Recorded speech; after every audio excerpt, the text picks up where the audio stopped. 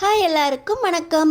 நம்ம அழகே அழகு சீரியலில் தங்கராஜ் சொன்னால் சரியாக தான் இருக்கும். தங்கராஜ் அடித்தா அவன் அடியை வாங்கிக்கிட்டு மூளையில் முடங்கி கிடக்கணும் அப்படின்னு சொல்ல ரேவதி தங்கராஜ் பேச்சை கேட்டுக்கிட்டு ரூம்லேயே முடங்கி கிடக்க போகிறாங்களா, இல்லை என் கூட வந்துரு ரேவதி, இவன் கூட வாழ்கிற வாழ்க்கையே வேண்டாம் அப்படின்னு பாக்கியராஜ் கூப்பிட்டதுனால பாக்கியராஜோடு சேர்ந்து ரேவதி பாக்கியராஜ் வீட்டுக்கே போக போகிறாங்களா? தங்கராஜ் எதுக்காக ரேவதியை வீட்டை விட்டு விரட்டுறாரு தெரிஞ்சுக்கிறதுக்கு முன்னாடி இந்த வீடியோக்கு ஒரு லைக் போட்டுக்கோங்க. ஸோ பார்த்தீங்கன்னா கரண்ட்டு போயிருக்க இந்த நேரத்தில் நம்ம வீட்டில் இந்த சுரேஷ் இவ்வளோ சிரிப்பு சத்தம் கேட்குது.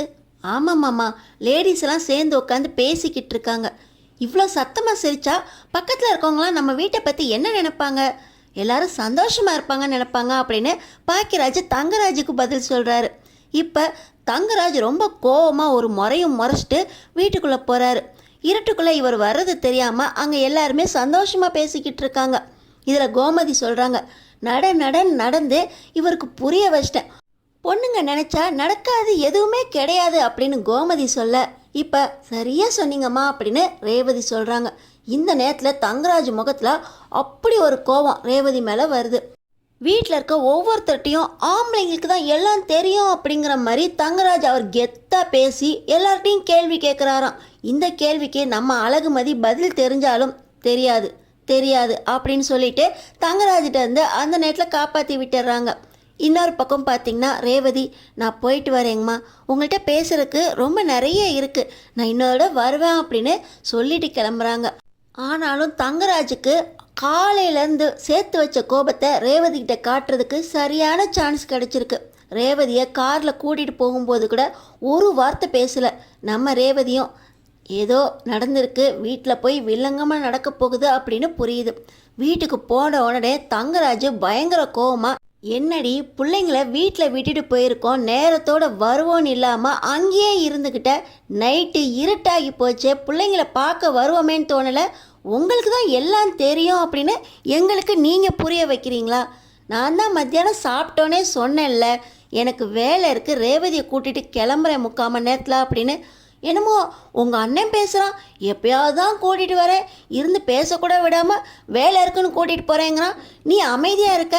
நீ தாண்டி சொல்லணும், எங்கள் வீட்டுக்காருக்கு 1008 வேலையை விட்டுட்டு அவர் வந்திருக்காரு, வேலை இருக்குன்னு சொல்கிறாரு, நானும் கூட போகிறேன், பிள்ளைங்க வீட்டில் இருக்குன்னு சொல்கிறதுக்கு வாய் வரல, அங்கே உட்காந்து கரண்ட் இல்லாத நேரத்தில் ஊருக்கே கேட்குற மாதிரி ஒன்றா உட்காந்து கூத்தடிச்சு சிரிச்சுக்கிட்டு இருக்கீங்க, வந்து நிற்கிறேன் ஆமாம் அப்படின்னு கோமதி சொல்கிறதுக்கு நீ ஆமாஞ்சாமி போட்டுக்கிட்டு இருக்க, நீ எல்லாம் பொண்ணுக்கு லட்சணமா அப்படின்னு வந்த உடனே ஓங்கி ஒரு அறையை விடுறாரு.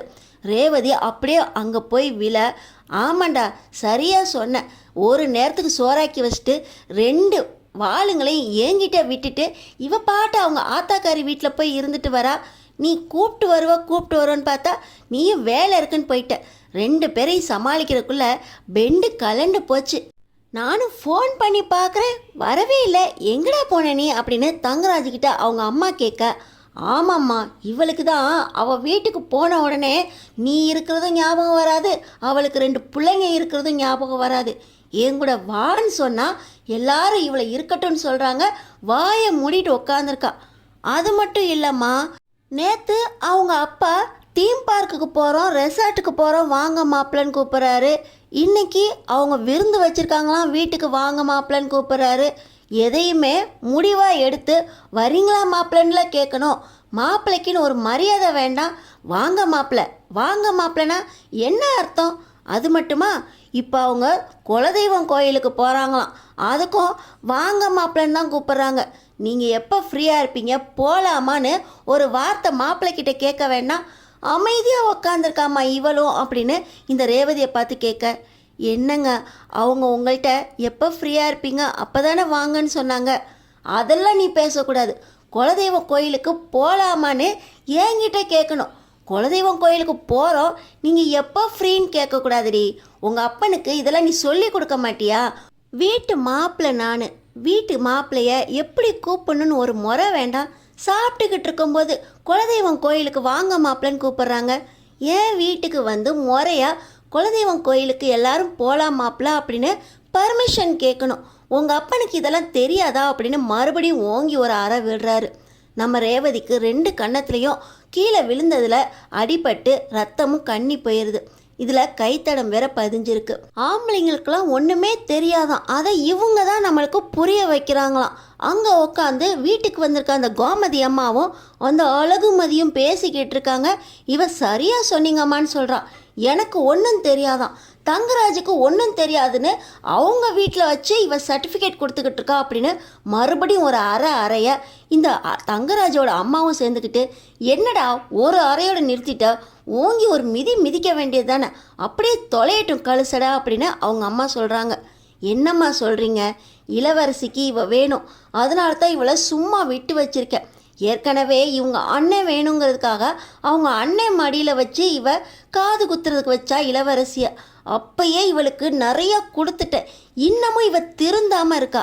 இவளுக்கு எப்படி புரிய வைக்கிறதுன்னு நான் யோசிச்சுக்கிட்டு இருக்க, இவ எனக்கு புரிய வைக்கிறாளாம். அம்மா, தாத்தா வீட்டுக்கு போயிட்டு வந்துட்டீங்களாம்மா அப்படின்னு இந்த நேரத்தில் இளவரசி கண்ணை சொக்கிக்கிட்டே வர, வந்துட்டேம்மா வா நம்ம போகலாம் அப்படின்னு சொல்லி இளவரசியையும் தரணியையும் கூத்திக்கிட்டு நேராக ரேவதி ரூமுக்கு போயிடுறாங்க.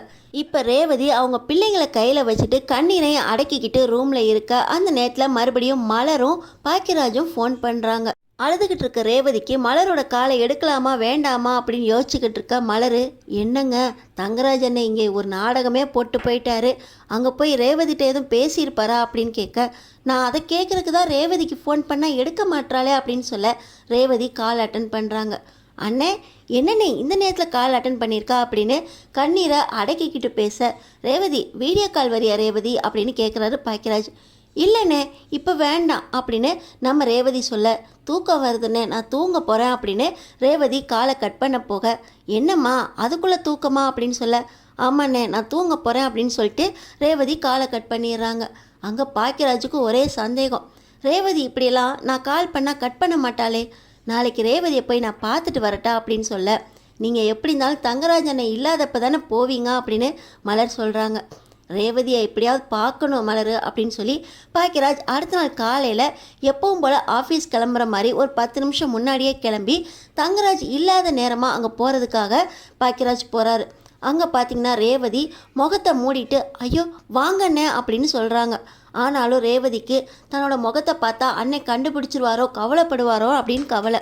இப்போ ரேவதியை மூஞ்ச மூடிக்கிட்டு வாங்கண்ணேன்னு சொன்னோடனே, என்ன ரேவதி என்ன ஆச்சு, ஏன் முகத்தை மூடின மாதிரி தெரியுதா அப்படின்னு பார்க்க ரேவதி கன்னத்தில் இருக்க ரத்தக்கரை அந்த கைத்தடம் எல்லாத்தையும் பார்த்த உடனே, தங்கராஜ் மாப்பிள்ள உன்னை அடித்தாரா, எதுக்கு அடித்தாரு, காரணமே இல்லாமல் உன்னை அடிக்கிறதே வேலையாக போச்சு, மண்டபத்தில் வச்சு சுரேஷ் கல்யாணத்தப்ப அடித்தப்பே எனக்கு அவ்வளோ கோபம் வந்துச்சு, ஆனால் அப்பா இருந்தாங்க, இப்போ எதுக்கு அடித்தாரு. அண்ணே அதெல்லாம் போயிடும் அண்ணே, நீ கோவப்படாத அண்ணே, வாண்ணே காஃபி குடிக்கலாம் அப்படின்னு சொல்லி கூப்பிட, தங்கராஜ் மாப்பிள்ள உன்னை எதுக்கு அடித்தாரு தெரியணும் எனக்கு அப்படின்னு சொல்ல, நம்ம ரேவதி நேற்று கோமதி அம்மா பேசுனதுக்கு நான் சரின்னு சொன்னேன்ல, ஆம்பளைங்களுக்கெல்லாம் ஒன்றுமே தெரியாதான்னு கேட்டு என்னை அடிச்சிட்டாருண்ணே அப்படின்னு சொல்லி நம்ம ரேவதி கண் கலங்கி நிற்கும்போது கரெக்டாக வெளியே போன தங்கராஜ் ஃபைலை மிஸ் பண்ணதுன்னு சொல்லிட்டு வீட்டுக்கு வராரு. இந்த நேரத்தில் பாக்கியராஜை பார்த்தோன்னே, நீ எதுக்குடா ஏன் வீட்டுக்குள்ளே வந்தா அப்படின்னு சொல்லி பாக்கியராஜோட சட்டையை பிடிக்க, நீங்கள் எதுக்கு என் தங்கச்சி மேலே கையை வச்சிங்க, இனிமேல் என் தங்கச்சி இந்த வீட்டில் இருக்க மாட்டா, என் தங்கச்சி இல்லாட்டினா தான் உங்களுக்கு அவளோட அருமை தெரியும், என் தங்கச்சி மேலே சும்மா கை வைக்கிறதுக்கு யார் உங்களுக்கு உரிமையை கொடுத்தது, யார் மேலே இருக்க கோவத்தை யார் மேலே காட்டிக்கிட்டு இருக்கீங்க அப்படின்னு சொல்லி ரேவதியை நான் கூட்டிகிட்டு கிளம்புறேன் அப்படின்னு பாக்கியராஜ் கிளம்புறாரு.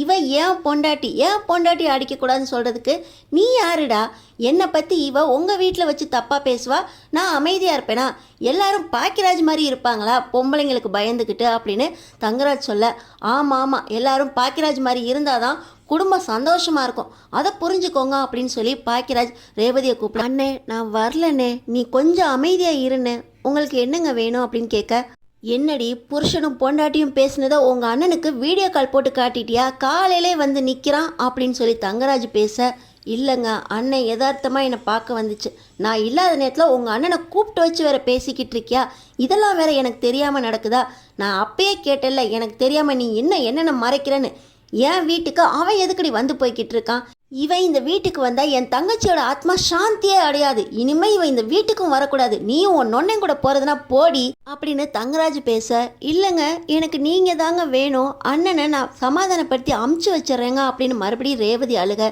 ரேவதி, இவங்களெல்லாம் நீ சமாளிச்சுட்டு போகாத ரேவதி, உன் வாழ்க்கையே சந்தோஷம் இல்லாமல் மாறிடும் அப்படின்னு பாக்கியராஜ் சொல்கிறாரு. அண்ணே நான் இங்கே தானே இருப்பேன், எனக்கு ஒன்றும் ஆகாது, நீ நிம்மதியாக போயிட்டு வாண்ணே அப்படின்னு பாக்கியராஜ் அனுப்ப, உன்னை இந்த நிலைமையில விட்டுட்டு நான் எப்படிம்மா போவேன் அப்படின்னு பாக்கியராஜ் கேட்குறாரு.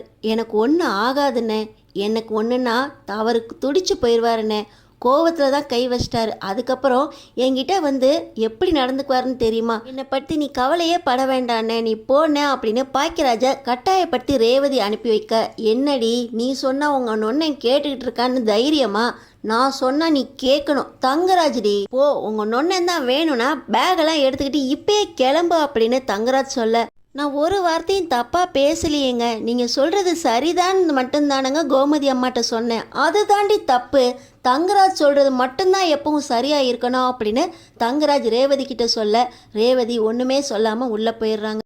தங்கராஜ் வேண்டாம் அப்படின்னு நம்ம ரேவதி பாக்கியராஜ் கூட போகணும்னு நினைக்கிறீங்களா, இல்லை நம்ம ரேவதி எடுத்த முடிவு சரியா? அடுத்தடுத்து என்ன நடக்க போகுதுன்னு தெரிஞ்சுக்கிறதுக்கு நம்ம சேனலை சப்ஸ்கிரைப் பண்ணி தொடர்ந்து பாருங்கள்.